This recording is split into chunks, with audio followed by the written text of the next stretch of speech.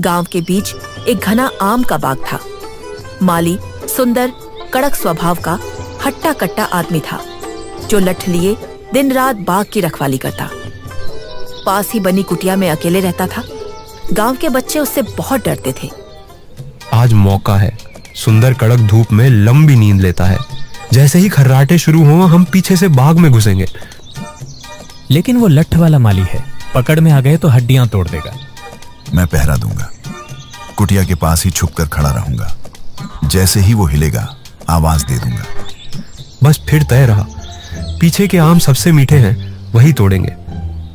दोपहर की तपती धूप में सुंदर कुटिया में आराम कर रहा था। थोड़ी देर बाद बच्चे बाग में चुपके से घुसते हैं। मुरारी कुटिया के पास छुपा रहता है। सुंदर गहरी नींद में है। इतने सारे आम कोई देख भी नहीं रहा। जल्दी कर, टोकरी भर गई है। अचानक सुंदर की नींद में हलचल होती है। वो पानी पीने उठता है। ये कैसी सरसराहट है? कोई है क्या? बच्चे घबराकर भागने लगते हैं, मगर कपिल पेड़ पर ही फंसा रह जाता है।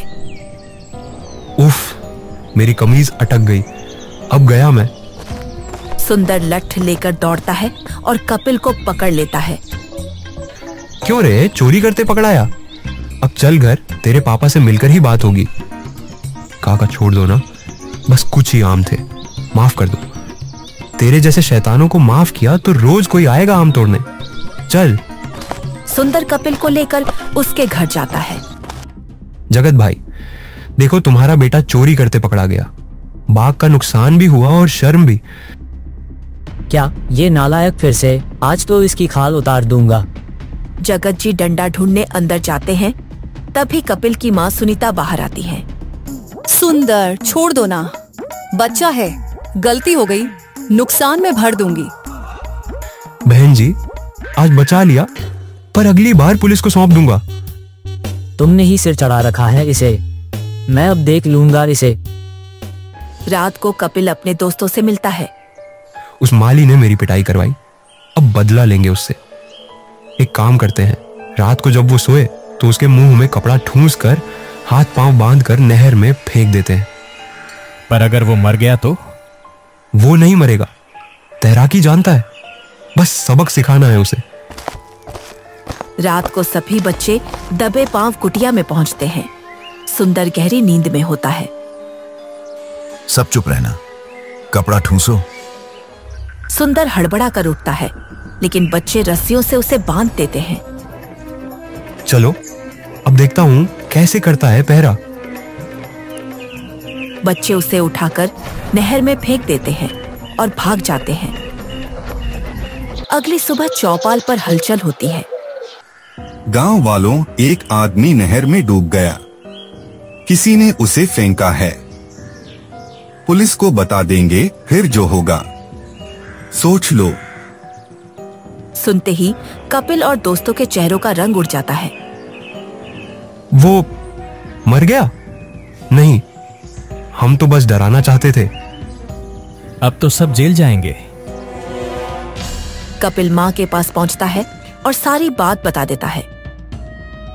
किसी की जान ले ली, अब बच नहीं सकते। चल, तुझे बापू को बताना ही पड़ेगा। रात को सभी बच्चे, उनके माता पिता और जगत जी पुलिस चौकी की ओर निकलते हैं। रास्ता जंगल से होकर जाता है। सब चुप हैं। अचानक रास्ते में कंबल ओढ़े एक आदमी सामने आ जाता है। रुको, ये बच्चे किसी की जान के जिम्मेदार हैं, इन्हें फांसी होगी। भाई, हम इन्हें पुलिस के हवाले करने जा रहे हैं, शायद सजा कम हो जाए। मैं इन्हें बचा सकता हूँ, पर फिर ये किसी और को भी मार देंगे। भैया, माफ कर दो, अब कभी किसी को नुकसान नहीं पहुंचाएंगे। हमें बचाना, हमने बहुत बड़ी गलती कर दी। सभी बच्चे उसके पैरों में गिर जाते हैं। माता पिता हाथ जोड़कर विनती करते हैं। आदमी धीरे से कंबल हटाता है। सुंदर, हाँ, मैं जिंदा हूं। मैं ताकतवर था, रस्सी तोड़ दी और तैर कर बाहर आ गया। अगर कोई बुजुर्ग होता तो। भैया माफ कर दो, हम मर जाएंगे लेकिन जेल ना जाए। मैंने ही गांव में झूठी खबर फैलवाई थी ताकि सच सामने आ सके। अगर मैं पुलिस को बता देता तो आज रात तुम सब सलाखों के पीछे होते।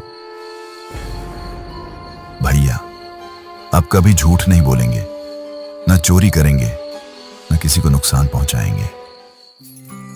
आज हमने सीखा बच्चों की गलतियों को हल्के में नहीं लेना चाहिए। ठीक है, पर ये आखिरी मौका है। अब अगर कभी कुछ गलत हुआ तो सजा जरूर मिलेगी। सब एक साथ। सुंदर भैया, बच्चे बदल चुके थे। अब वे पढ़ाई में मन लगाते, बड़ों की बात मानते और गांव में मिसाल बन गए। गलती करना इंसान की फितरत है, लेकिन गलती से सीख लेना ही सच्चा इंसान बनाता है। कभी किसी का बुरा करने की सोचना भी नहीं चाहिए, क्योंकि हर बुरा काम एक दिन लौट कर आता है।